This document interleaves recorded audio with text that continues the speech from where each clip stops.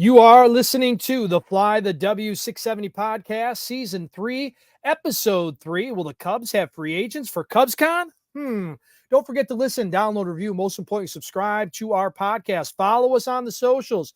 Fly the W670 on Twitter, Instagram, Fly the W, of course, on Facebook. Email Crawly and I, flythew670@gmail.com. Well, Crawly, happy Monday of CubsCon week.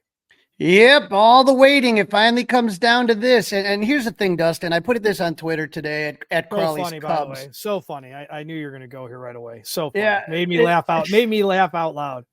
It literally is not winter time until CubsCon. Like literally, we think about this winter that we've had where it's literally like been like short and t-shirt weather. Everything's great. And then the week of CubsCon, winter blizzard storm warnings and the temp drops 20 degrees. I mean, Snowmageddon. It was today was extra cold, I thought. Today was extra cold. And it's the worst because like I feel so bad because I know a lot of people that travel from like downstate, from Champaign, from Iowa, from Des Moines, all these people that come for this event, and this always happens. It's I remember 2018. I want to say it was like a blizzard like outside. It was just insane, and it's like it's so CubsCon. It's funny, but it's not. You know what I mean? Right. Yeah, I mean that's it's not. You want to be able to get there. You want to make sure everybody gets there safe, and all that kind of stuff. So yeah, I mean, listen, be careful. Okay, just everybody be careful. And the thing you got to think about too is players got to catch flights. Right. And that's so that's part of it, right? I remember, God, I think I had like a Giovanni Soto. This is like 2009 CubCon. I won like a ticket to get him, and he missed it. His flight didn't come out, and it was screwed up. And I ended up getting I forget what bench player I got, but definitely wasn't the reigning rookie of the year. And so I think they sent a bunch of us autographed Giovanni Soto balls. But it's like I said, you sit there, and once you get into the hotel, someone like me, like I'm staying at the Sheraton. Once I bunker down, I do go outside to go to Lizzie McNeil's to get a drink, but it's a very, very quick, cold walk across the street, and I do it in a t-shirt and jersey, so it's all right. Yeah, and otherwise you are just you're just there, huh? You're just hunkered down, seeing who you might bump into. Yeah, very cool. I'm heading down to Chicago Thursday. I'll be down the CubsCon Friday, Saturday, Sunday. There's a baseball card show going on Sunday afternoon where Carl Edwards is going to be, so I got to get something signed there. Nice. Okay. The old string bean slinger, and then I head home, and then luckily it's Martin Luther King Day, so I have the day off on Monday. A little recovery, huh? A little recovery day. I'll go to bed. I'm not kidding you, Dustin. I'll go to bed at 8:00 on Sunday probably, and I won't wake up till noon the next day. Yeah, you were pretty. It was not in a bad way, so don't take it the wrong way. But when I met up with you last year on the Saturday, you were kind of running on pure adrenaline, I think. It's that you get these little adrenaline rushes. You get these little breaks where you kind of try to take a quick cat nap, like in between. Well, you don't do that in your room, right? You do that in the hall so you don't miss anything, right? Just in case. Well, basically, you go up to the room, you might all of a sudden fall asleep for 10 hours.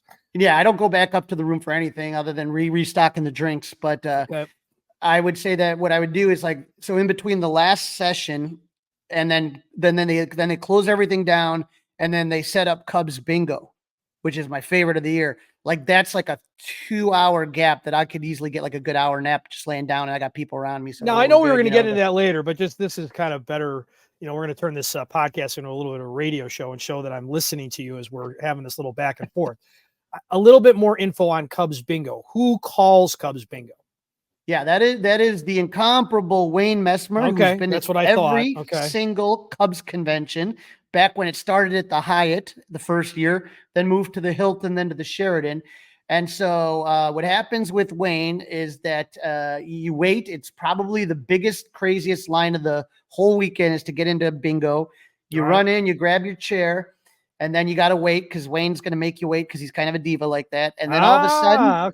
Does he get up and does he do the anthem, Crawly? He does do the anthem. He does the anthem. Wow. Before that happens, all of a sudden everybody waits, and then all of a sudden it gets dark and they play George Thorogood's Bad to the Bone. Oh, and boy. like a rock star, Wayne comes out That's not what I would have picked for his coming out music. Oh, it is CubsCon bingo. There is literally nothing like it. I can try to describe it as best I can, but until you've experienced it, it is insane. There are people that just go crazy for it. Now, is that a separate? How does that work? Is that like, if I have like a pass for Saturday, am I guaranteed entrance? How does this work? No, nobody's guaranteed entrance, but if they run out of seats, they run out of seats. I've seen, so that's in the main ballroom. And then I've seen people that they didn't get seats. So they're just out in the hallway playing bingo and they have 2 big giant monitors. Listening outside almost. Okay. Yeah. And then what other time? So they like, how they do like all the different games? How many games they play in total? I want to say close to like 20 games. Holy cow. And how many sheets does Crawly play? No, you're only allowed one. If you get caught with another, there's problems. So you only get one. Yeah, you get one card is all you're allowed to play with. Is it sitting at the table? They're all on the table. Everyone picks one. It's okay. And it's not really bingo. It's CUBS logo. Okay. And that's the Cubs logo. And then the games get started, and it's X marks the spot, 4 corners. Yeah. The regular traditional bingo. And then the one that I think everyone always kind of laughs about is who is the biggest loser card. Okay. And so if the person who is the last one who doesn't have a number called is the winner. All right. So and what is it? Do they do a coverall for like the grand prize? And what's the big prize? The prizes can vary game to game. And so the thing it's a lot of times they'll have like signed baseballs. There's flags that flown over beautiful historic Wrigley Field, as Wayne likes to say it. So maybe like a Sandberg flag, something like that. There's a lot of cool prizes. And so I've been going to CubsCon bingo for over 20 years, and I've never won. And it's now become a thing between me and Wayne Messmer. There is. And you wheel your cooler in, I'm guessing. Oh yeah. Snacks? Any snacks or snacks? People order pizzas. It's a whole thing. You got to come prepared. It's usually, we can, there's people that make giant pyramids on their table. There's people that do shots at, every certain round or every number. Cup snake? Are we going to do a cup snake? No cup snakes. These are real fans. All right. More CubsCon in segment 3, but let's get underway. We got some hot stove updates, even though the Cubs still haven't really done anything, but let's talk about what they have done. They did add a player to their major league roster, finally. Yeah, how about it? It wasn't through free agency. It wasn't a trade. They made a waiver claim, getting catcher Brian Serven off the waiver wires from the Colorado Rockies. I have a picture up here if you are subscribed to the 670 The Score YouTube channel, and you can see up here he was a big prospect for them that never really kind of panned out. He was drafted in 2016. He played 62 games in Colorado in 2022, 10 games with the Rockies last season.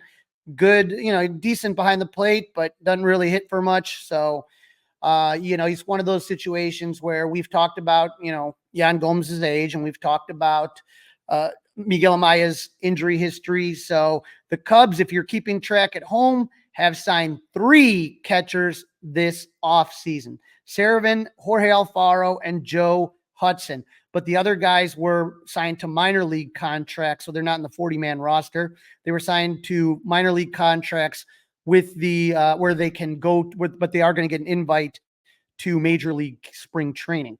So just though, because the Cubs aren't doing anything, doesn't mean that other teams haven't made moves since our last podcast. On Saturday, the Angels signed free agent Zach Plesac. Friday was interesting. Zach Plesac. Yeah, you remember he was supposed to be something. Oh yeah, curious to see how he bounces back. The White Sox signed former Astros and Cubs catcher Martin Maldonado. The Mets signed former Cardinal outfielder Harrison Bader. The Mets signed Sean Manaea, thinking a change of scenery might do him good. And then the Rockies signed Dakota Hudson and Jacob Stallings, and that's why Brian Serven ended up on the waiver wire, and that's where the Cubs picked him up. We also had a big trade. The Mariners traded left-handed pitcher Robbie Ray to the Giants for right fielder Mitch Haniger, right-handed pitcher Anthony DeSclafani, and cash. And Dustin, it wouldn't be an offseason without another Dodgers move. They signed Teoscar Hernandez, and of course, there's deferred money. Jeff Passan reported that Hernandez's deal 1 year, $23.5 million, with $8.5 million of that deferred to be paid out between 2030 and 2039. Now, I know Dustin Cub fans are panicking. We're joking about it in the title of the show. Will they actually have free agents to show off at CubsCon? And, we made our tiers, different tiers on the board. And when we look at it, there's still guys up there, Blake Snell's still there. It's not all black lined out yet. Nope. Sharpie still got some ink in it. Jordan Montgomery, Matt Chapman, Ian Bellinger, Cody Bellinger. And then we talked about Reese Hoskins, Jorge Soler, and Shota Imanaga are still out there. And then we don't know if any of the other guys are going to get traded. But the thing that I want to kind of take a look at right here is Shota Imanaga. That is the one you got to pay attention to. Now, remember, when a Japanese player is posted, MLB teams have 45 days after the player is posted to come up with an agreement. Dustin, the deadline for Imanaga is January 11th. So if he doesn't sign, I think 5 p.m. Eastern time on January 11th, which is Thursday, then he goes back to his team, the Yokohama Bay Stars. So this is going to get interesting here. The Cubs have been mentioned. There's been conflicting reports over if the Cubs are in, if they're out. But we're looking at a deal over $100 million is what Imanaga is looking for. So, and what do you know about him, Crawly? What can you share with the audience? He's a really good pitcher, but he pitched for Team Japan in the World Baseball Classic final game. Everyone remembers that last at bat with Mike Trout and with, and the pitcher was Shohei. And so I think that, he's a guy that does tend to give up more fly balls. Don't know how that's going to play at Wrigley, but he's a good pitcher, no doubt. I would put him as a solid number 3 pitcher. But, that's where I've kind of been on Imanaga, just because for me, I just really feel that the Cubs need a number 1 or a number 2, and I don't feel like he fits that bill. So for $100 million, I might be a pass on that, is what I would say. Yeah, because like you said, I think when you're talking about what they need, and I think we all can agree on what they need, that needs to be a little bit better for that kind of dough. I agree with you. Yeah, and I keep going back and thinking about how Arizona made it last year, and they really only had 2 pitchers, right? You had Merrill Kelly, and what was the other one? I mean, you had 2 stud pitchers, Kelly and Zach Gallion. And so I think when you have 2 stud pitchers like that, and then you can piece together a third game, that can get you a run in the playoffs. I remember years ago, in 2001, where Arizona basically used Kurt Schilling and Randy Johnson for everything, to start, to close, to everything. But if you could get 2 solid pitchers, you can go on a run. I just am nervous about the fact that, Justin Steele put a lot of miles on the arm that he hasn't done before. And that doesn't mean anything. He might come back next year and be even better, but that's not guaranteed. There's certain guys that you sit there and you take a look and you say to yourself, for most of their careers, Justin Verlander, you can put a check mark that guy's going to have between 15 and 20 wins. Max Scherzer, Clayton Kershaw. For the most part, for most of those guys' career, what you have. Justin Steele, he breaks out in the second half of 2022. He's an all-star in 2023. Does he take that next step? Can he be a number 1? Can he be an ace? I think next year's a big prove-it year for Justin Steele, and I don't want all of that on his shoulders. I would like to have last year, a buffer, if we will, right? A little buffer.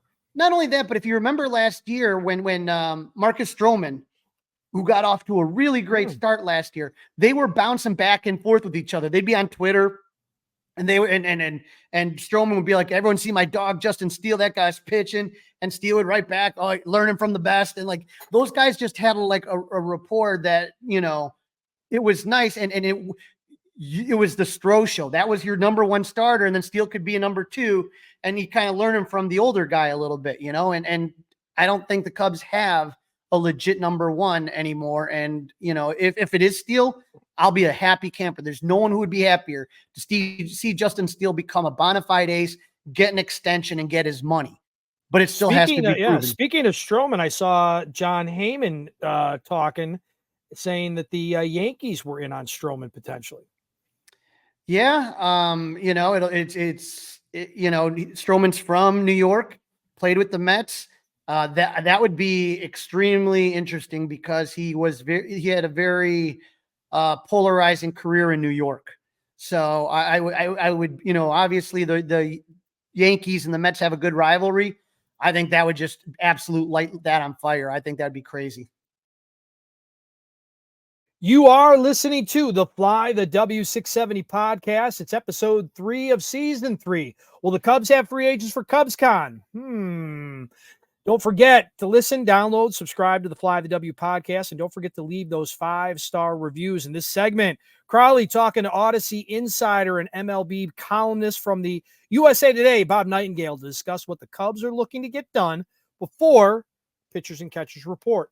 Joining me now on the Fly the W podcast, you read his work in USA Today. He's an Audacy insider, Bob Nightengale. Bob, how's it going? Yeah, doing great. Happy New Year, Crawly.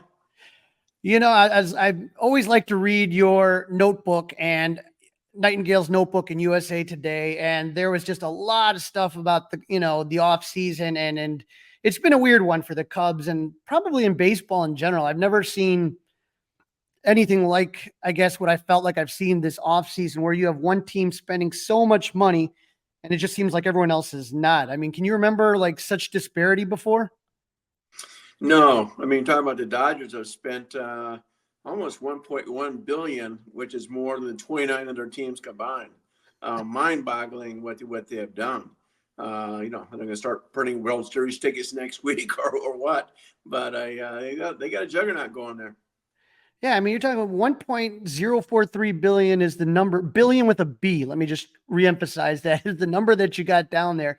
And I'm looking at this and especially all the deferrals. I mean, it literally, you have to be an economics major to even understand how this is all going to work. Yeah, I mean, with the Ohtani thing, it was almost a stroke of genius because, the contract, $700 million contract, is really worth about $460 according to the league. $430 according to the union, and he's gonna make up that money by himself. I mean, right now the luxury tax is like $46 million a year. He's gonna bring in about $46 million a year in licensing, ticket sales, revenue, everything else. Yeah, and so I look here, the NL West, because of the Dodgers, has spent $1.322 billion. The NL East has spent $236.65 million. And then we get to the NL Central, $232.65 million. And if you would have ever told me the Reds would have spent the most, I would have called you crazy. But there is the Cubs, after spending $40 million on a manager, making him the highest paid manager in the game. They have spent $0 this offseason, Bob. I mean, zero. Yeah, no trades yet. They're just kind of sitting back. Like you said, Carl, there's a lot of guys still out there. I mean, right now it looks like Cody Bellinger's going to fall in their lap. They can almost pick their price. There's so many guys out there. I'm not saying they're in for a Josh Hader, but, Josh Hader's out there. Blake Snell's out there. There's so many, good players out there. Rhys Hoskins at first base. Go on and on. So I think these teams, by being patient, is going to pay off. At some point, the players start to panic a little bit. Say, wait a minute, now I need to find a place for my family, where my kid's going to go to school this year. Where am I going to spend spring training? So we'll start to see some movement here. Yeah, that's what you said. You wrote that they are going to be baseball's most aggressive team these next 5 weeks. And obviously, I mean, when you take a look at Cody Bellinger, it looked like, he was going to be one of the very hot free agents that everybody wanted. And now all of a sudden, like you said, by the Cubs kind of just sitting back, they're in the cat seat. I don't know of another team right now that could really use a Cody Bellinger for the price he's looking for. No, everybody's waiting for that price to drop. But even when it drops, there's not that many teams really interested in him. The Blue Jays have some mild interest if it drops. I know the Yankees were talking about before. but they're only talking about like $100 million. The Giants' interest has really waned as well. So you talk to people in baseball, he's going to drop in their lap at, close to the price they want. Originally about, 280, 250. It's going to be well under 200 million now. It's just people don't really trust Cody Bellinger. They saw what he did last year in Chicago. They also saw what he did the last 3 years in LA. So a lot of people just aren't sold on him. Yeah. And I know that with some of the hard hit rate stuff, I think people, unless you're the Dodgers, I guess you just don't worry about, those big giant contracts. But, when you're going to hand a guy $200 million, I mean, that's a heck of a lot of money. And like you said, one big year last year, can you do it again? Do you think that if there is a contract that he would be maybe looking for an opt-out? Oh, I'm sure he'll ask for an opt-out because I'm sure he thought he was going to get, big time money this winter, and it's not happening. So, there's so many opt-outs this year. So I'm sure Boris will insist on one as early as possible. I would think maybe after 2 years, after 3 years. But yeah, I would think Bellinger will have an opt-out because I'm sure he's disappointed in how little interest there's been. And it is surprising. Now, the other name you mentioned is third baseman Matt Chapman. Doesn't look like the Blue Jays are that interested. And if you put him at third, you're looking at one heck of a left infield. I mean, just in general, having Nico, 2 Gold Glovers with Nico, and then Dansby, and then putting in Chapman in third. But like Cody, there's concerns about his offensive production, especially if he wants a 5-6 year deal. What do you think he's going to be as far as the deal for Chapman? What do you think that's going to end up looking like? I would think probably low 100s now. I mean, he's such a great defender. A lot of people thought that he's even during Arenado's prime, that he was better than Arenado defensively. Steady guy, great guy in the clubhouse. So people like him a lot. And I could see him, bouncing back offensively as well. I mean, still a solid guy, but he went lights out in April, was never the same guy after that. But no, I think a lot of teams have their eyes on him just because, a guy like that is going to help out your pitching so much just because that great defense he plays. Yeah, and then I guess for the Cub fans, the problem is you just don't have any guys that have real pop on that team. It's who's gonna put the crooked number up on the board. And when you look around at first, at left, at right, and then if you got Chapman in third, I mean, these are all your power positions, and you got nobody that's going to really kind of put a lot of power. And that's I guess the concern. One option potentially is Rhys Hoskins. And I know that he worked with John Maley back in the day. John Maley's back on the coaching staff. With Rhys Hoskins, I mean, I guess they're for the Cub fans, everybody's kind of waiting for PCA to really kind of take center field. But, if you did get Rhys and then you could put Cody at center, that'll give, PCA a little bit of time. And if he's looking good at Iowa, then you call him up and then maybe you put Cody at first and have Rhys Hoskins as a DH, Yeah, I'm sure Rhys Hoskins does not want a DH because this can be probably a 1 year contract. And then he wants to hit the free agent market and prove, that he's a solid everyday first baseman. So what's interesting is that, the guys we're talking about are all represented by Scott Boras. Yep. So it could be like a package deal. And the one thing, when you're talking about some guys like, Chapman, Hoskins, he certainly does not want to take the Cubs market away from Bellinger. So it's kind of a funny thing there. It's almost like, yeah, I want that Cubs market to stay open. If someone else offers something, more than the Cubs or similar, maybe that way you can move Chapman there and Hoskins. But right now it's a kind of juggling act. And like, okay, who do you guys want the most? Right, and also isn't he also representing Jordan Montgomery? Yeah, Jordan Montgomery and Snell. I'd be stunned if Montgomery doesn't end up back in Texas. He loves it there, talking to the Yankee people. He's even expressed them like, hey, thanks, but I prefer to go back to Texas. So I think he ends up there. I really do. Well, if the Cubs don't get him, I've heard, there were some reports recently about Marcus Stroman. And, Cub fans did not in any way, shape, or form expect him to opt out of the contract. And he did. And now, he's one guy that I just have not heard being talked about with a lot of teams. Now it seems like there's a little bit of traction with the Yankees, but do you think that Stroman may have underestimated the market for himself? Possibly. Walk away from 1 year at 21. That being said, he'll do better than that. I would think he'll get at least a 2-year deal, if not a 3-year deal. Remember now when he said that how much you like the Giants, that was a runner-up. So got to think the Giants are in play there. I'm not sure about the Yankees. We'll see. The Cubs have no real interest in bringing him back. So, yeah, I've been very quiet on him. And sometimes that's just the agency. It's like his agents have already been wagging and just want to play it that way, as quiet as possible, where some agents want to let you know what's going on at all times. Now, the move I said that the Cubs did make is Craig Counsell. And, I think Cub fans are truly excited to see what Counsell could do. How shocked were you when that move went down? Yeah, I didn't see them firing David Ross. I didn't see it coming at all. So, yeah, stunning move. I mean, it made sense the more you think about it, because he wanted a different opportunity. Obviously, he wanted to make more money. And now he gets to live at home. I mean, he's only a 2-hour drive from the ballpark, hour and a half drive. So it's a best of both worlds for him. And I think the Brewers were stunned, and certainly ownership. It was almost like you can go anywhere else, but why Chicago? That's our rivalry. You'd be like a Cub guy going to the Cardinals. Hey, any team but the Cardinals. That sort of thing. It's going to be fascinating when they. And I think I'll be there when the Cubs go to the Brewers for the first time, because there's still a lot of hard feelings with those fans. Yeah, I mean, I think they would have been fine with him going to the Mets, but like you said, there is a rivalry, that I-94 rivalry, and between Cub fans and Brewers fans, and I think it's going to be very interesting to see that very first series. So you're going to pick a good one to go to. Now, I know that I see you a lot of times out in spring training. How excited are you for that spring breakout 2024? And do you plan on catching any games while you're out there?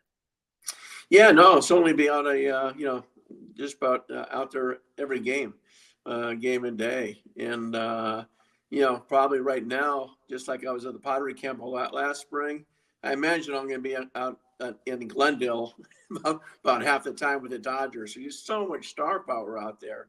With Ohtani, Yamamoto, Hernandez now, already having Betts and Freeman and, everybody else. So that's going to be the hot ticket. I'd be interested to see how much their attendance boosts out there in Glendale.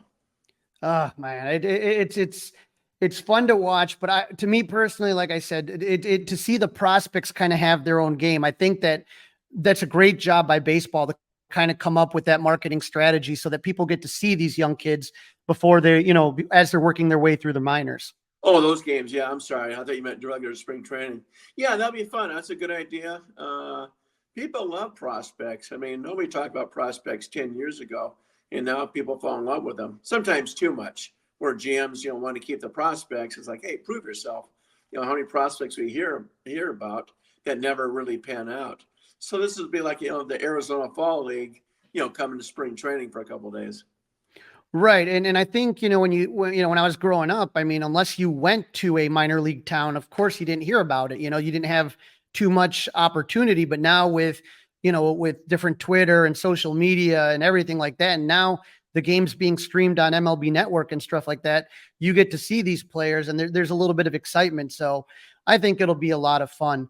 Well, Bob, I hope you are 100% right. I hope the Cubs are active these next 5 weeks. As you know, Cubs convention is coming up on Friday, and it's going to be very awkward if you don't have any shiny new toys other than Craig Counsell. But you are saying to Cub fans, take a breath. There's more, maybe some reinforcements on the way. Yeah, but look how long it takes for some of these guys. And Bryce Harper, I was in Clearwater when he signed. That was like 10 days into spring training. Manny Machado was right into spring training. When the Chris Bryant signed in spring training with the Colorado Rockies. But a lot of these guys now, go deep, and not too deep into spring training, but deep into February. So, I mean, the bottom line is, as long as you have the guy by opening day, all it matters now is to sell tickets. So some places, not Wrigley Field, obviously, but some people want to get deals done just so they can sell season tickets. And, the teams that wait is like, wait a minute now, we want to sell these guys and show people, hey, invest your money right now. So I think that's the only thing with clubs. They prefer sooner than later just to market a guy. That'll be good. Bob, can you tell our listeners where they can follow you on social media and where they can read your work? Sure, just on usatoday.com. If you don't buy the paper on the streets, and or else I'll put them on my Twitter account at B Nightengale. Bob, I always appreciate your insight. Like I said, I'm excited for Cubs convention, and after this week, we're going to have weather-wise. I'm looking forward to seeing you in Mesa. Yeah, look forward to seeing you right outside the entrance right there and along the path, and it should be a fun time. Look forward to seeing you out here. Take care, Bob. See you, Crawly. This is season 3, episode 3. Fly the W670, and will the Cubs have a free agent to introduce to us at CubsCon this weekend? Don't forget, drop us a 5-star review, listen, download, subscribe to this Fly the W podcast, and don't forget to check us out on all the socials, especially this weekend, because it's CubsCon time, and Crawly will be there keeping us up to date with all the happenings at the Sheraton, right, Crawly? Oh, absolutely. And there's been some fun news. You know, it's not all negative here. Javier Assad was honored with a mural in his hometown in Tijuana, Mexico. So I'm putting this up on the 670 Scored YouTube channel. Tennessee Smokies posted a picture of this, but a really, really gigantic mural, and Javier Assad in front of that. Remember, he had a really great season with the Cubs last year, but that breakout came for Team Mexico in the World Baseball Classic. So very cool that Javier Assad gets that honor.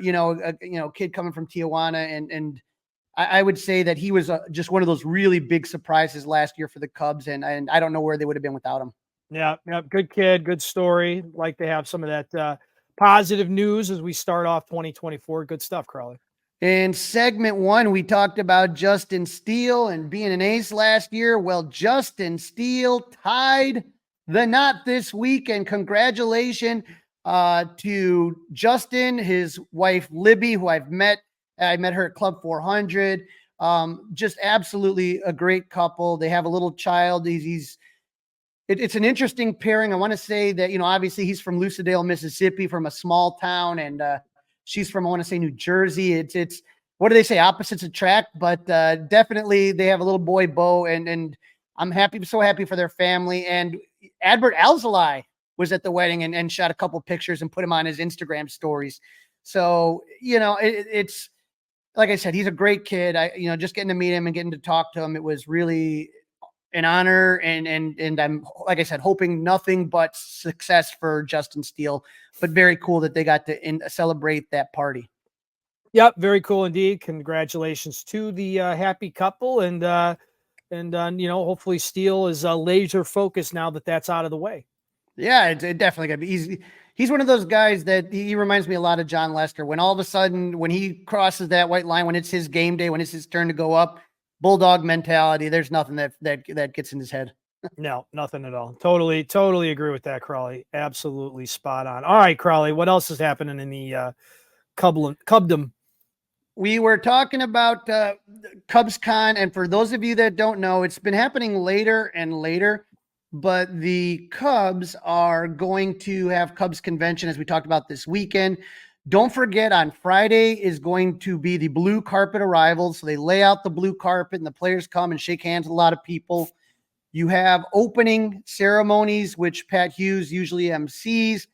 They're going to be the announcement of the Hall of Fame class on Friday night of 2024. Could it be Sammy? Don't know. It's a possibility. We heard about that. And then after that's Off the Mound with Ryan Dempster, his late night show that he does, a kind of okay, that's fun.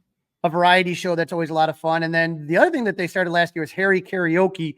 So you can maybe sing some songs out in the hotel lobby. It's gonna be fun. Saturday, we're gonna find out soon about how the autograph signings work.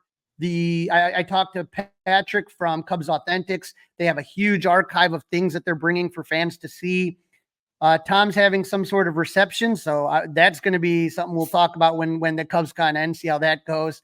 And then we talked a little bit about Cubs bingo, and then of course all the sessions during the day. Ian Happ with the Compound, his podcast, he's going to record it live. The pitchers are going to talk, the hitters are going to talk. Craig Counsell Wonder who's got the lucky straw that's going to be starting that off, doing the emceeing for that one. Now, when is that? Is there an official time on that one yet? We don't have it just yet. The way that it usually works is that my guess is the very first thing in the morning at 9:00 will be Jed and Carter. If they go traditional, then 10:00 would be a conversation with Craig Counsell. Then they would go with the pitchers, the hitters, the compound. And then, I know they have the Sweet 16 squad, the core of 84 and the press conference. So my guess is they'll probably have a couple rooms like they usually do. And then, you'll have to make some decisions on what you want to see and what you want to do. Sunday, they only have one session that's on MLK's legacy, African Americans in baseball, and some autograph signings.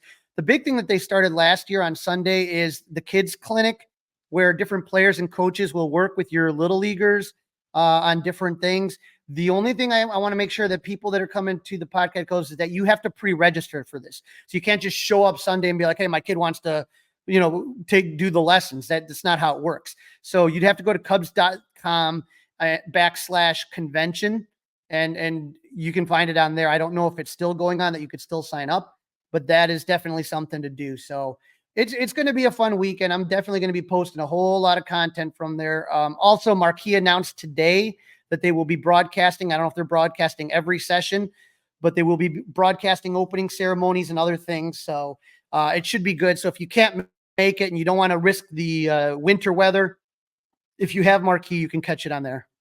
And all great information, Crawly. And obviously tell everybody again how to follow you if they already aren't. Let us know how to follow you during all these festivities, because definitely. I'm sure it'll be a great follow.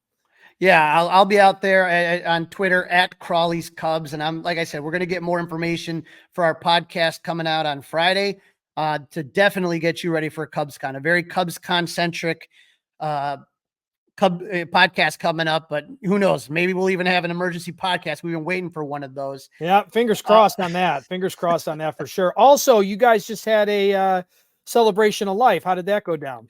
Absolutely wonderful. This was Dorothy's last call. And again, if you're looking at the Scores YouTube station right now, you could see we had some cool logos made up. She was famous for wearing that white visor at Cubs games. And so there's a lot of people to thank for that event. It went so great. Thank you to Stuart McVicker and Club 400. The crew did a great job. We actually had obvious shirts made, these Dorothy shirts.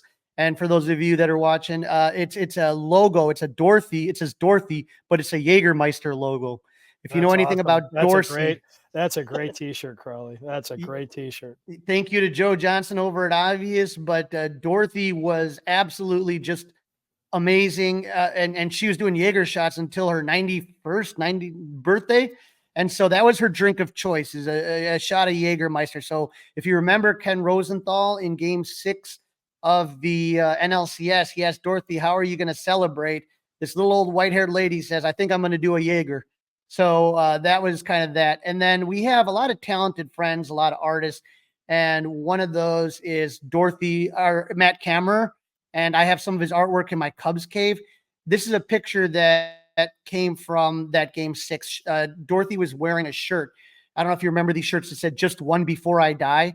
Mm-hmm. And whoever the AP or Getty, I can't remember who took the photo, but Dorothy's kind of looking out in the distance, and it was just a beautiful photo. And so Matt made this drawing, and it's a city skyline with the map of Chicago and the streets behind Dorothy with that picture. So that was awesome. We had Dorothy cutouts. So we sang we sang the anthem. We had the 7th inning stretch, and we finished with "Go Cubs Go."